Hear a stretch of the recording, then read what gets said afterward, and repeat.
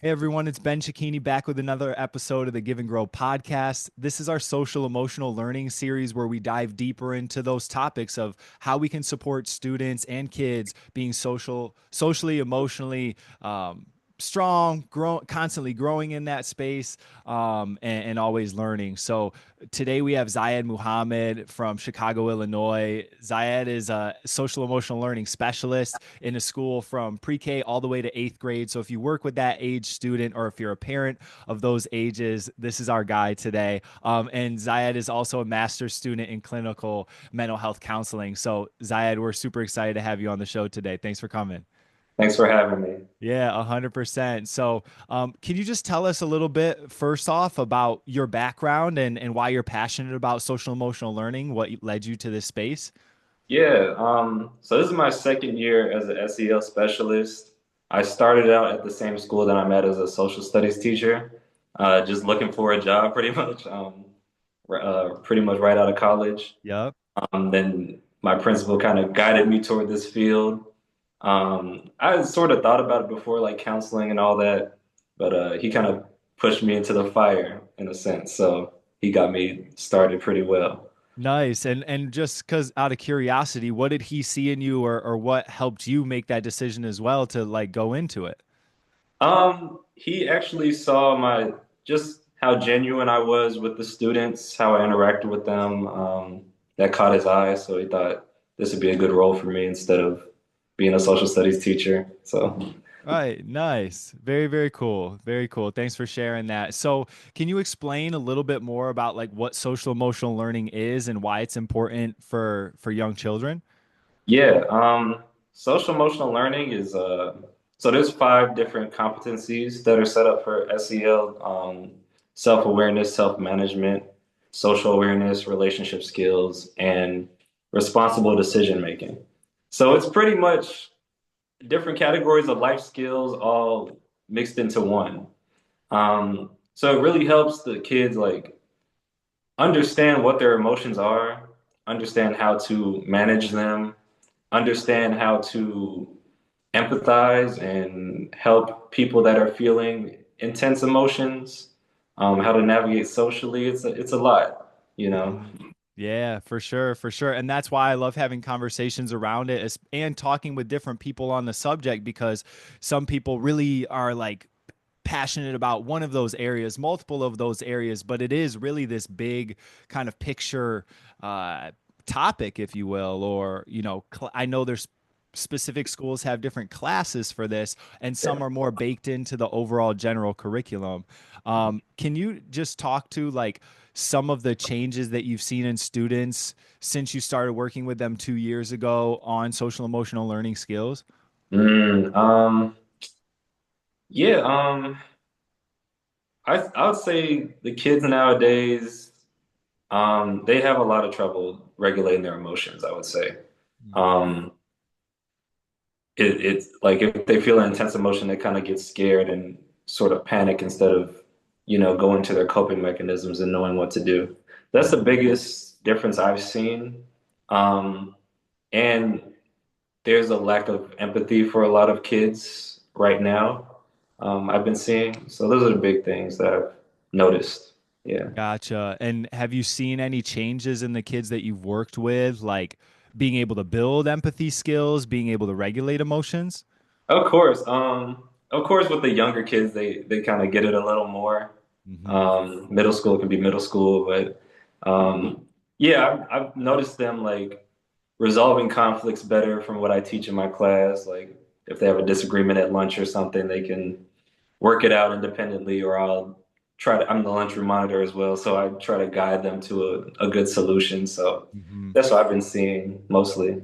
Nice, nice. Appreciate you sharing that. And I'm sure like there's those little things that can happen through the day, like a lunchroom disagreement or something at recess, or maybe a challenging grade on a test or something like that. And that's where, through conversations with other, specialists in social emotional learning, like those little moments play a big role in how these kids are developing these skills, little things that we just might be able to kind of overlook as parents or adults, busy parents, busy teachers, busy adults. And that's why I really appreciate that there are these specialists like yourself that are really like that's the focus. And you're helping other teachers and students navigate that. So, how can you mentioned identifying and labeling their emotions. How can parents help their kids? Like, what are some skills that you have that parents could use? I would say parents have to get in touch with their own emotions first before they can help their children. Hmm. Um, because if you don't know how to handle that situation or emotion when you're in it, how can you help someone else? Right. And I think we're all human and parents are all learning. So they can just try out different coping mechanisms with their children and even try it on themselves if they want to. Just keep trying and learning and doing your research. That's Hmm. all I can say. Yeah. What are some of those tools that you recommend for somebody that I mean for anybody really because we all are learning on this journey and I think everybody I've talked to has said the same thing. We got to model it ourselves around the kids whether we're a teacher or a parent. So like what are some of those skills that you really like using or teaching? Of course, deep breathing. For my classes, I start every class with like a 5 minute meditation time, and then we'll do some deep breathing. Those work wonders for people like in an intense situation. Um, Not reacting at the moment, taking some time away to make a responsible decision. That's Hmm. something I'm still working on myself, but it's a good skill to have to just step back and think about a situation and think about the consequences of what you might do. Yeah, for sure. It doesn't, that's something I constantly remind myself of too. It doesn't need to happen right now. You don't Mhm. need to solve the conflict right now. You don't need to have everybody love each other right now. It's okay to take that time and sit with this discomfort a little bit. Mhm. You mentioned meditation, and I know that can mean a lot of things to a lot of different people. Like when you're in the classroom walking these kids through a meditation, like what does that look like? So I'll put on some calming music most of the time, and then we'll just take some silent time to ourselves, like no instruction to start. And then to end it, we'll do some deep breathing. I'll guide them through deep breathing to breathe in through your nose and hold in your diaphragm and breathe out through your mouth. So we've been doing that. Or we'll find like a good YouTube video that does like a body scan sort of meditation, Hmm. especially for the younger kids, they like to get active and move. So there's still ways that they can meditate and move at the same time. So Right. I try to find those. Right. Yeah, that makes a lot of sense. Actually, I create a lot of those videos on our YouTube channel, different breathing to music. It might be popular music that they're already listening to, or it might be something more instrumental.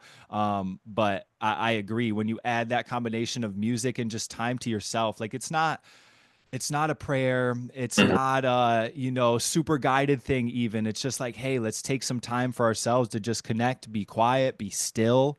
And I Yeah. think that's the skill in and of itself, is like being able to sit still, Mhm. no distractions, with whatever's present for you. Right. And you add in the body scan piece to it, and it's like we're just teaching them to connect with their body, right? Mhm. Instead of like a lot of, you mentioned kids being afraid and nervous and not knowing how, they can have so much energy just stuck up here in their head, right? Mhm. Like I know that from my own experience. Like I can just be thinking and forget about my whole entire body. And when Right. I bring that body scan into my day, boom, that energy becomes less overwhelming in my head, and it's able to kind of spread head to toe, and then it's like a lot more manageable, and we're Mhm. calling in the rest of the resources of the body too. So I love that you're doing that with your classes. Is it a challenge? Because I feel like some parents might be like, I can't get my kid to sit still for 5 seconds, but you talked about being moving, with the kids and stuff. Like, can you talk about those kids that might be a little more jittery and how they, are sitting in these meditations? Yeah, there's a few kids that need to just fidget. I mean, I don't mind like if they just need to fidget or just hold something or something like that. Hmm. Um, but if it's the majority, like for instance, with the first grade or kindergarten class, I just know they're not going to sit still for that long. Hmm. So I'm just going to do the active meditation. But Right. for the grades upper, I can do a sitting meditation. We can Hmm. reflect. Right. So I would say just adapt to how your child acts. You know, Right. don't try to have them conform too much. They should have some time where they can be in touch with their emotions and be active. It might help them Right. learn it better that way as well. For sure. Because it sounds like you're meeting them where they're at. Hmm. Right? Like they might need to fidget, they might need to move. Those can be active meditations. Like, can you just? I'm sorry, I love learning a little bit more about the specifics. Right? For that active meditation, what are you guys doing, and how are you making something active into like a time for social emotional learning? Right. So an example of like an active meditation, one was having the kids like just tense every muscle in your body and then let it go. You Mm-hmm. know, it's simple, but it's effective because you're refocusing what you are holding on to. You Mm-hmm. know, you're tightening your body, so you're focused on doing that instead of what's going on in your day, what happened this morning. You can refocus and kind of reset your body. Mm-hmm. Yeah. Yeah, I love that. It's I've what is it called? Like like muscle. There's a name for this specific exercise that you're talking about. And I bring it into some of the breath work that I teach too, contracting everything and then releasing. It's bringing our awareness into our body, like you said, and that's helping us to be more present. And I feel Hmm. like that's like a secret, like focus that us as parents, us as teachers, as kids, right? If we bring in that focus of presence, that makes a lot of things easier. Like a lot of the problems can just drop away when we get in touch with the present moment. Hmm. And I think that's a big piece of meditation. It's Yeah. not about worshiping or anything like that. It could be, but uh, it sounds like the stuff that you're teaching is more about, hey, let's get connected here and now, centered in our body, and then we can move forward with from a place of power, from a place of presence and um, perspective. If I'm throwing out more P's and stuff like that. Yeah, exactly. um, Another question for you. So you brought up earlier, like modeling, parents being able to manage their own emotions and regulate those. And what do you think is like a really powerful thing, way to be that parents can model at home?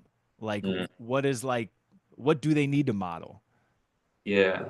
Um, it's tricky. I don't have any kids, so it feels weird to give parenting advice. Right, right. But I hear you. yeah, I would say let your emotions be seen. You know, don't Mm, try to suppress if you're mad. Don't try to suppress if you're sad. I think your kids need to see that you're a human being and that you have the same emotions that they do, hmm. and that you are working towards um, managing those emotions, and that'll be the model. They'll want to model that after you. I love that advice, man. I came from a very loving household and but certain emotions were completely suppressed. And then Hmm. what did I learn to do? Suppress them. And Yeah. now it's the relearning, the practice of like, okay, how can I express these in a healthy way? How Hmm. can I approach conflict in a healthy way? How can I release anger in a healthy way? And so I really appreciate that advice. I think that's great advice for anybody. You know, Yeah. be don't suppress it anymore. It's like that beach ball, right? That you try to push underwater in the pool, like it's gonna Mhm. pop up. It's gonna explode up at some point.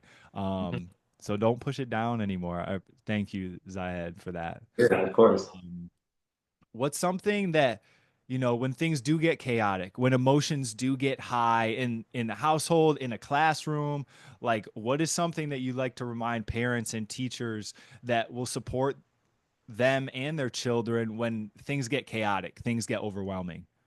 I would say lean on your village, like lean on your community, people that are willing to help you. Don't be hesitant to ask for help. If you're a Hmm. teacher and you need 5 minutes away from your classroom, like call me up or call administration up. Don't be scared to ask. Hmm. Parents, if it's a two-parent household, tag each other in, just you might need a break. It's good to take breaks and it's good to ask for help. That's Hmm. what I would say. Yeah. I love that. I feel like it ties back to what you talked about earlier with like, you know, there's a conflict, you don't need to get into it right away. Mhm. right? Like you can kind of sit with it, and that works. You Yeah, know, you can take that break, you can ask for help. And I think some we all know these things, right? But how many of us are actually doing them? It's right. these fundamentals. I'm a big basketball guy, so what just popped in my head is like Kobe Bryant, Michael Jordan. They just mastered the fundamentals and they Yeah. became some of the greatest players to ever play. Like, if we master these fundamentals of taking a break, of Hmm. asking for help, of taking a moment to be still and do some mindful breathing, bring our awareness and connection back into our body, and then teach our kids how to do the same by modeling that, by taking some intention and time out of our day to do that, like we can really make a huge, huge impact by doing these simple things. Exactly right. Yeah, man. Is there anything else that like you're passionate about or that we may be missing from this conversation that you're like, I really want to share this? Like, this is something that's gold right here. No, I think we've done everything I'm passionate about, honestly. I'm just happy to be on here, happy to have this platform. Um, yeah, I don't have much else to say. I'm not a man of many words, so Hey, I mean, I'm a man of many words at times, and I'm practicing getting more simple. So yeah. what? And you remind me of my brother in that way. He's like, this keep it simple, and that seems like to be the message today here on the podcast is just like do the little things, keep it up. You're doing a great job, you know, wherever you're at, even if you messed up earlier today, you know, or you got something that you have suppressed throughout the day or throughout the week. Like, this is your invitation. Go out there and share it, you know, let it out, figure out a healthy way to do that. And hopefully, some of these tips and tools from Zayd today are helpful for you guys. Zayd, thank you once again for your time, for your energy, and for the work that you're doing out there in Chicago in the schools with the kids in the community, man. Really appreciate you. I appreciate you for having me. Thank you. Thank you.